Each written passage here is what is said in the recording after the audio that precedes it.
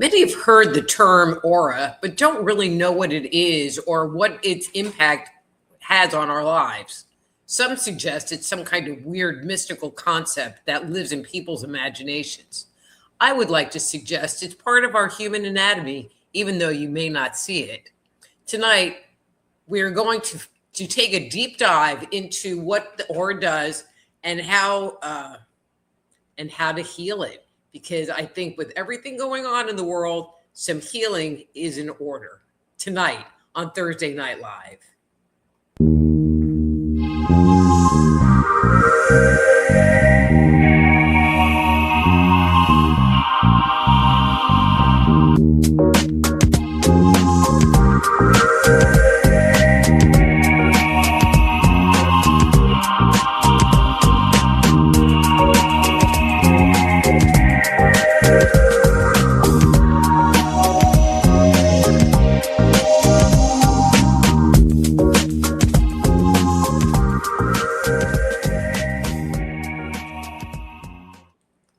Hello and welcome to Thursday Night Live. I'm your host, Dr. Rita Louise, and today we're going to take a deep dive into our auric field.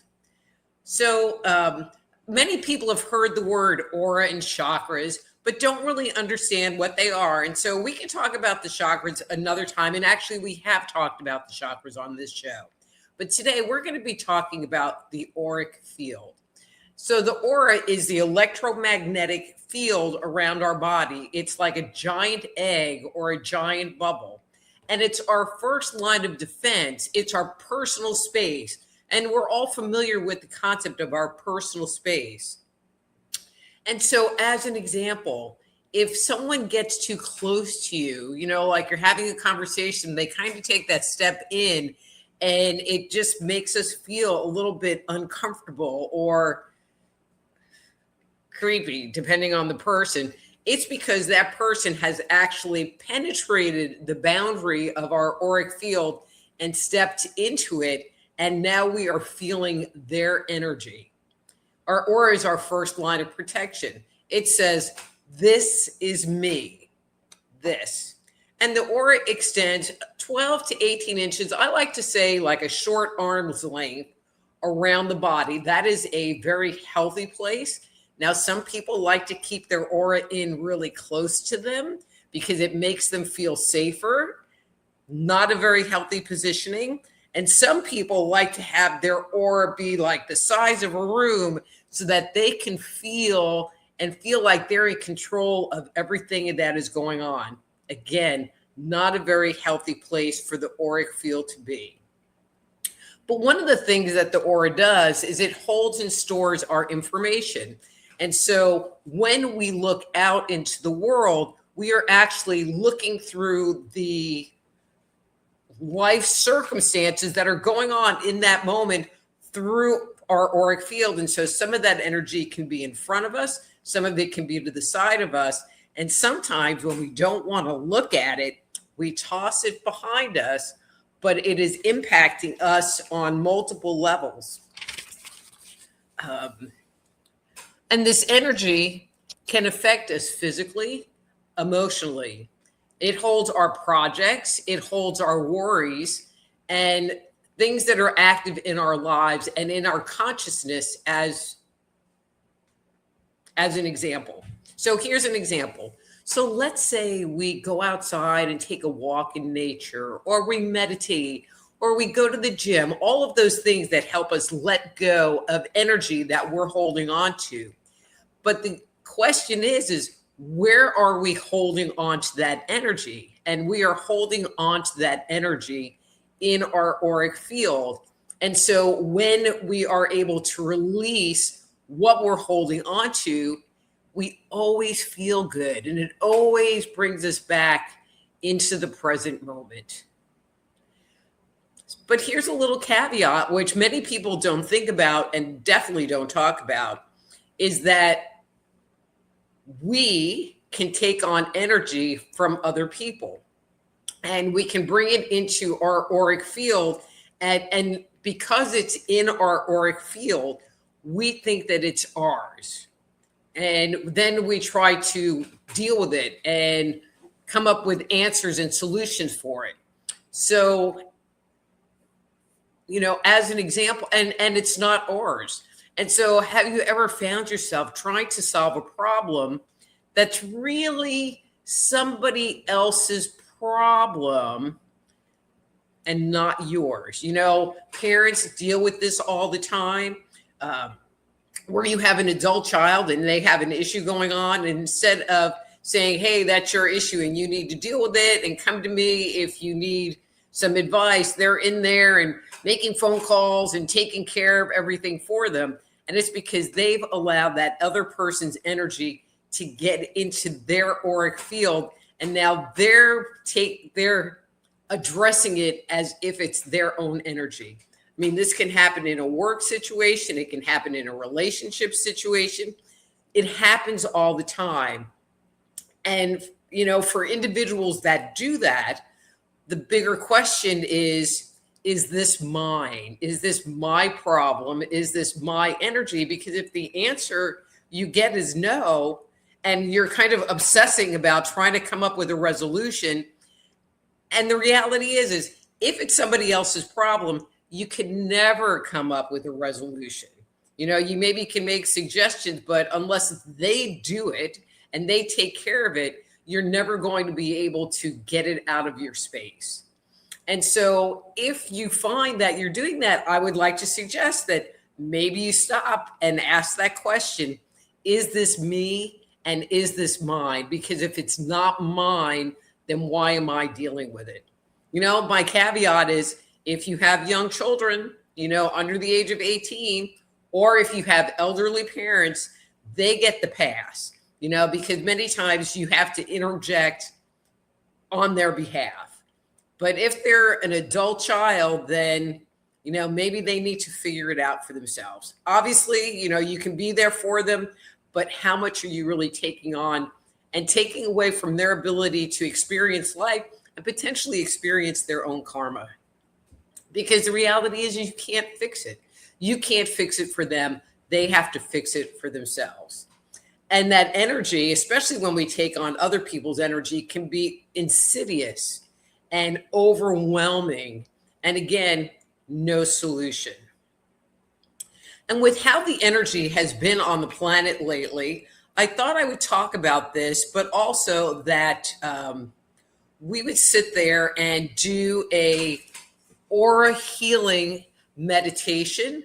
And so I invite you to bookmark this episode so that you can come back to this meditation.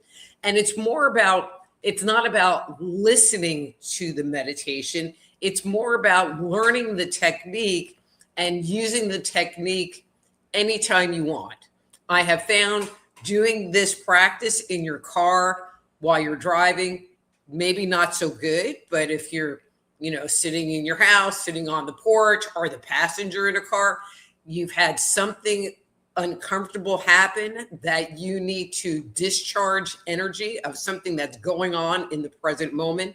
This is a great tool to pull out of your tool bag and use, and whenever you do any kind of energy work, it really is a mindfulness practice, because you are taking your mind and your intention and focusing it in on this one thing, which helps other energy to drop off. Okay, so first, I would like for you, I know you're watching the show, but just, if you have it on your phone, put your phone down and just get comfortable wherever you're sitting. If you're in a chair, on your sofa, you're sitting in your bed, I just want you to get comfortable and relaxed wherever you are. And then go ahead and close your eyes and take a nice deep breath in and hold it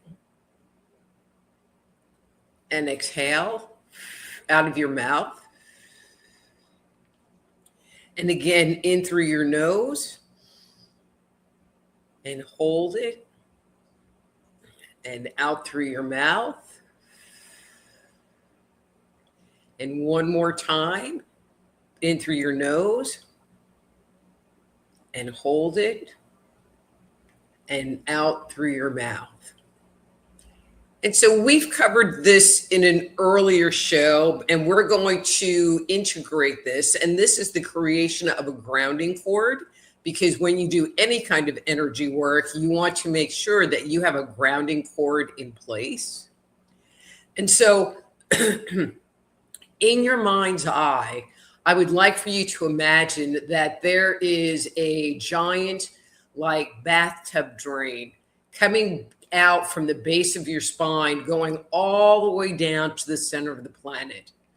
Now, some people find that having like a giant tree root emerging from that first chakra, going down to the center of the planet, feels better. You know, whatever image works for you, that's going to give you the opportunity to let go. Have that form in your mind's eye. And have it anchored down deep and root itself into the earth. And then go ahead and let's just set that on release and allow the body to just start draining energy from the top of the head and moving down the body to the forehead, to your eyes, to just below your nose, and maybe you feel like you can kind of see a little clearer, and past your mouth and down your neck and to your shoulders, and moving down your back vertebrae by vertebrae, taking a nice deep breath as we move through this exercise. And just notice, you know, the difference between the upper part of your body and the lower part of your body, where you've already started letting go of this energy. And have that level continue down, further down the spine, breathing nice and deeply as it keeps going further and further down till it gets to your hips and moves down your hips, to your legs, to your feet, and all the way down that grounding cord. And notice how good that feels to have that stagnant energy leave your body.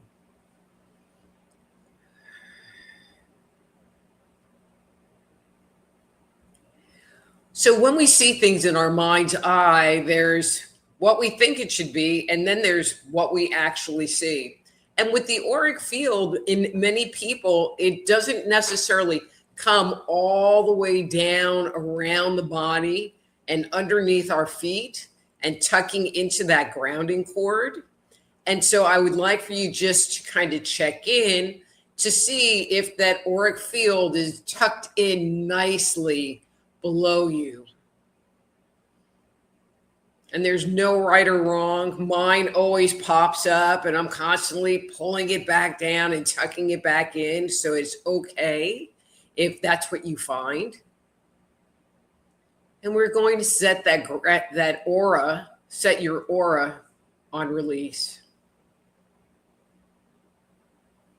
And before we move on, let's just take a couple of nice deep breaths.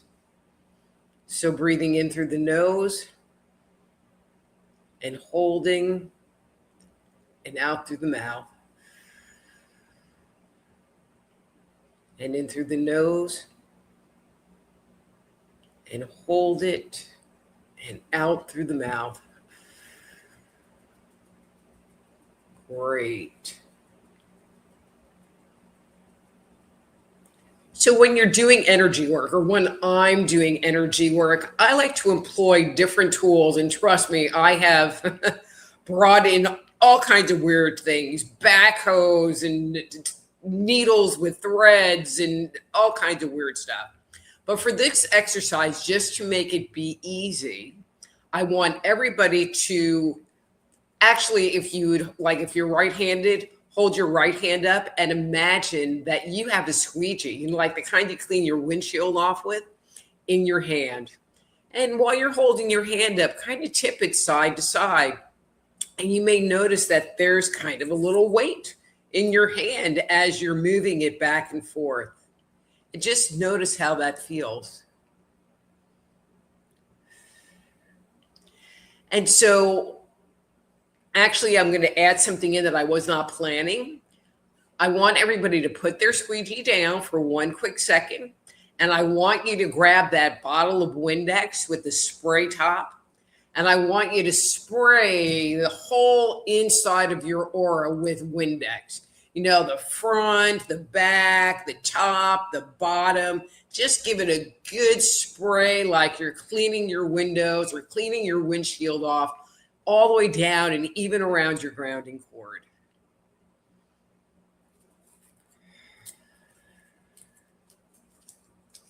Good job.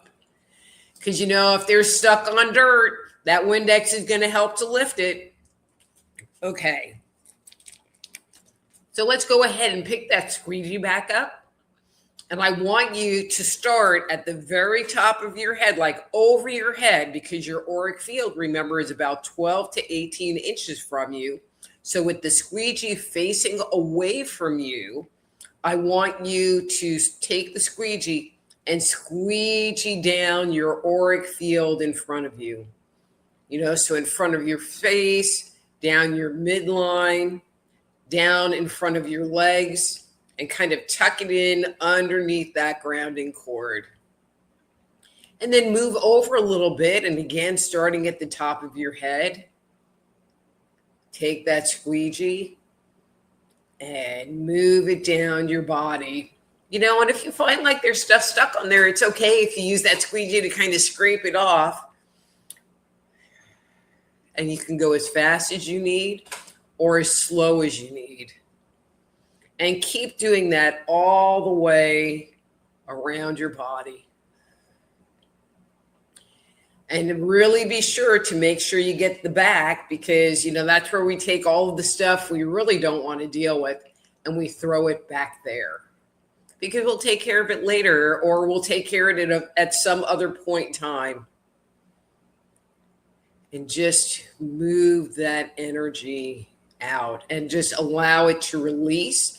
And all of those sudsy bubbles from the Windex to just drain down that grounding cord drain that we created at the beginning. And work your way all the way around your aura.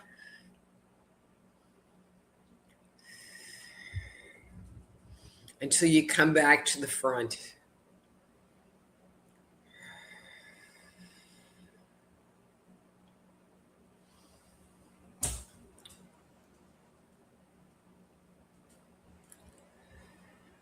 And go ahead and let's take a nice deep breath in.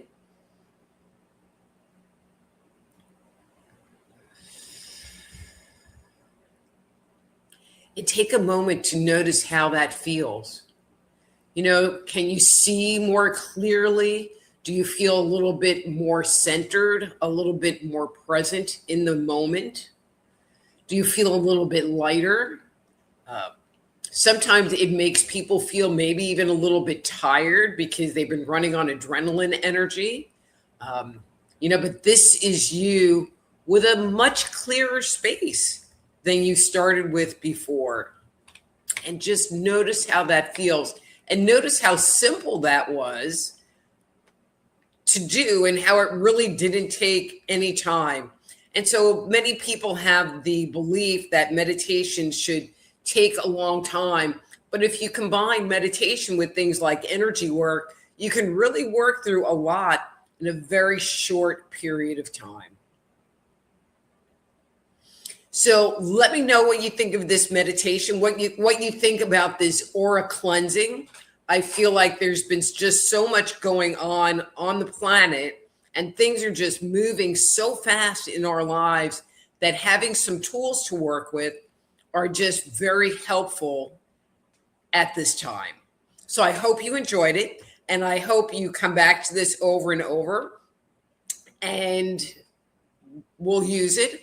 And again, if there's something going on in your life and you would like for me to work with you and doing some energy work with you, just reach out to me at my webpage. Okay, actually, let me go over here to soulhealer.com. Skip the live part, but soulhealer.com. And we can set up a time for a private consultation.